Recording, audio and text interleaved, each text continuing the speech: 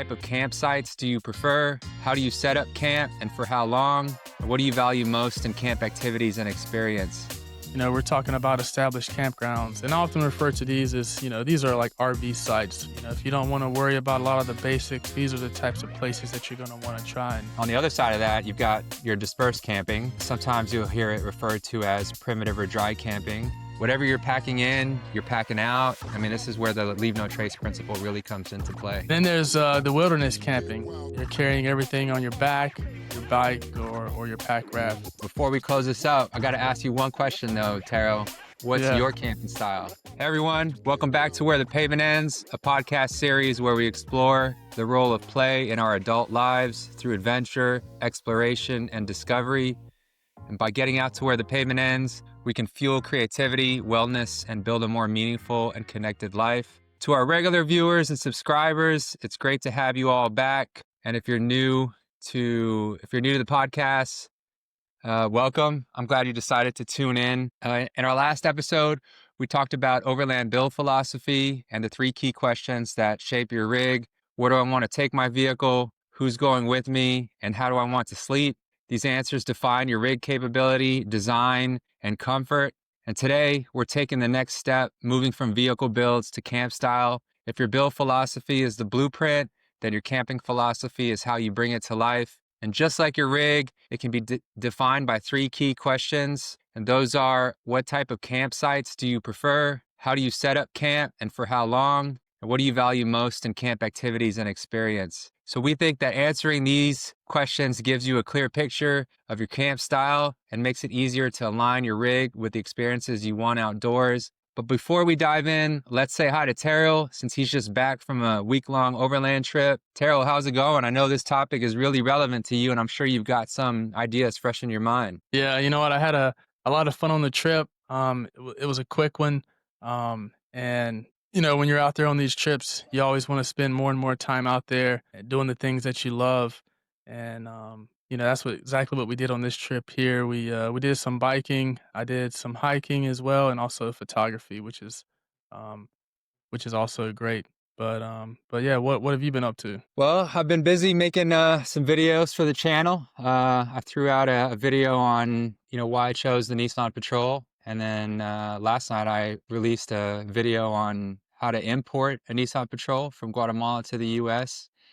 And kind of taking a back seat from applying to jobs and doing the online courses. I want to kind of dabble more seriously into the YouTube space. Really focused on trying to grow the channel and just make our viewers happy, man. I'm looking forward to collaborating with viewers on, some of the stuff that they want to see from us and any questions and topics that they have that they want us to discuss. So yeah, man, I'm doing well. Yeah, that's awesome to hear, man. Yeah, so kind of diving back into the podcast today, we got these 3 questions that are being asked. And when you look at these questions, it really kind of kind of aligns your camping style, and when everything comes together, it just clicks, right?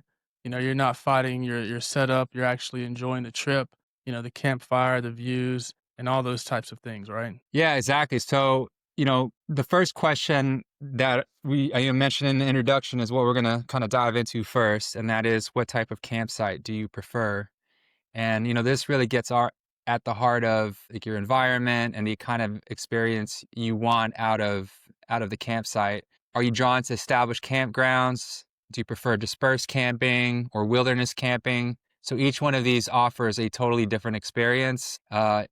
Different amenities, sometimes a lack thereof, and so each has their own trade-off. Yeah. Let's break it down. So first up here we have, we're talking about established campgrounds, and I often refer to these as, these are like RV sites. You're gonna see your RV, your Airstreams, your fifth wheel trailers, stuff like that. That's where these will typically go.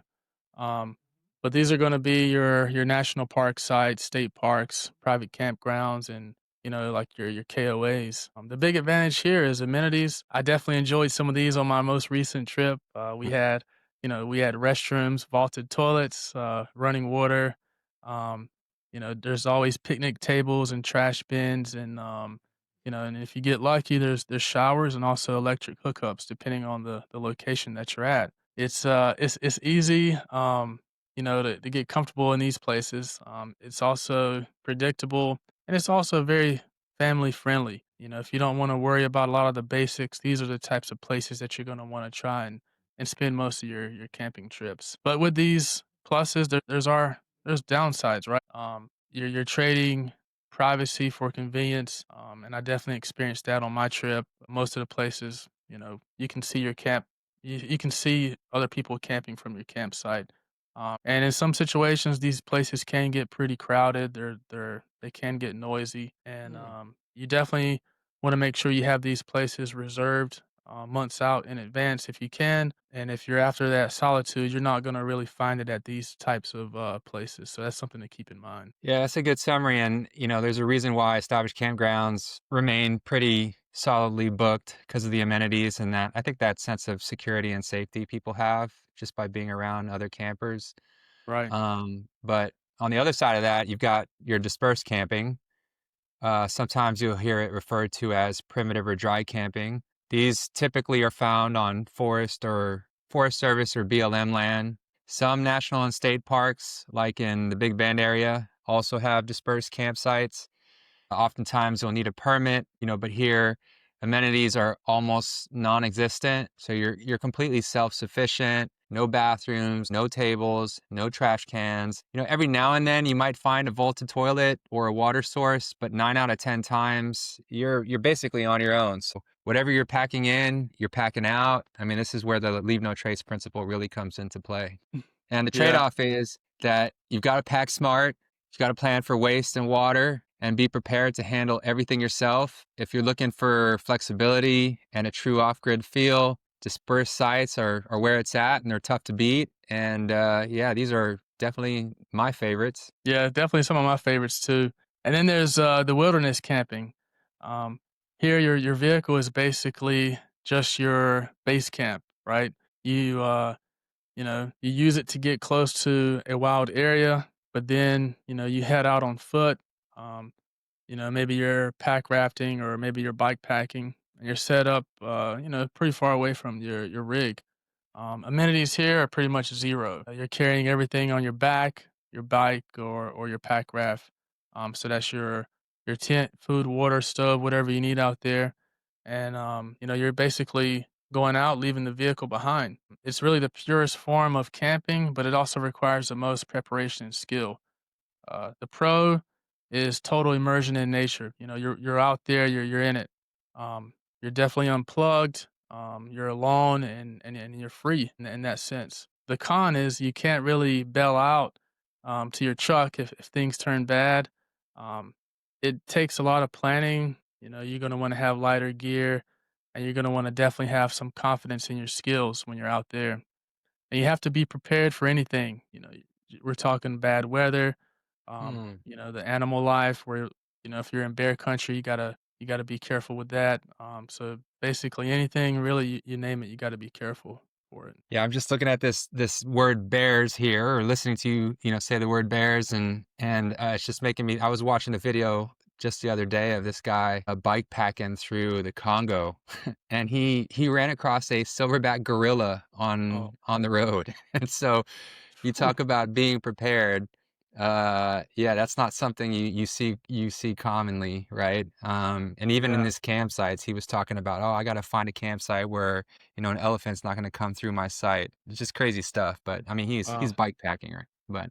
yeah, But anyways, that's why this first question just matters so much, whether you see a bear, a silverback gorilla, or an elephant. Where and how you camp affects your gear. It affects your rig build or even your bike packing build and even your travel companion. So, if you have partners, if you have a partner or kids that love campgrounds with bathrooms and you want remote dispersed sites, that mismatch might cause a little friction. You may need to compromise, some days dispersed camping, some days in established campgrounds. I know you and your wife do that a lot, Terrill. So, and then some places may not allow pets. So that's another thing to keep in mind.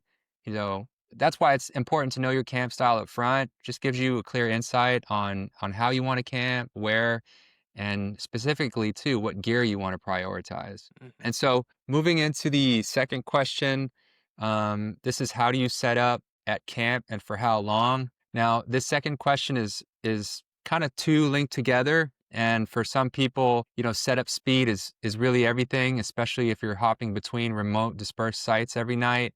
For others, taking the time to build out a really comfortable, semi-permanent camp is part of the fun, especially if you're staying put for consecutive days at a time. And then there are people who want a little bit of both, right? So they want to be able to set up for a while, but not have the hassle of a long setup. So let's break it down. I think we're gonna get into rooftop tents and other items. So yeah, off to you, Tim. Yeah, yeah. Let's start with the with rooftop tents and vehicle attached setups. These are your wedge style tents. It's more common today. That are basically attached to your roof. You also have a lot of Ursa miners. That's kind of popular with some of the Jeep people. Of course, we have vans with pop ups on them, and also pop up campers or trailers. These have some effort in setting up, but really not much. It's all about speed, convenience, and a secure shelter. The big pro is your camp setup is achieved in seconds, and you're staying somewhat nimble and agile with trail access for getting out there in these remote areas. You're off the ground when you're sleeping, away from the mud, and camping in style and comfort. Really, with these types of setups, great if you're moving every night or every day. But Mm. the con is really is mobility. Once your tent really is deployed, you know your rig is stuck until you pack it down. If you want to go explore a trail, you've got to tear down everything, um, and you got to basically pack up.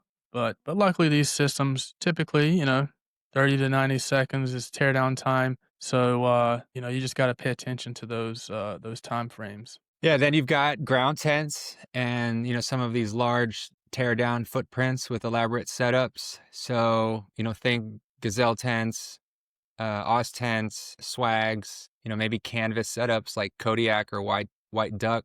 Then you've got the sort of Big Nemo, Snow Peak, and REI family style tents. The pros of these types of tents are, comfort and space. You can basically create a little outdoor home if you wanted to, with shaded tarps and kitchen and cots, and even a living room space. And your vehicle stays free for day trips as your camping setup is not attached to the vehicle. There are some cons to that.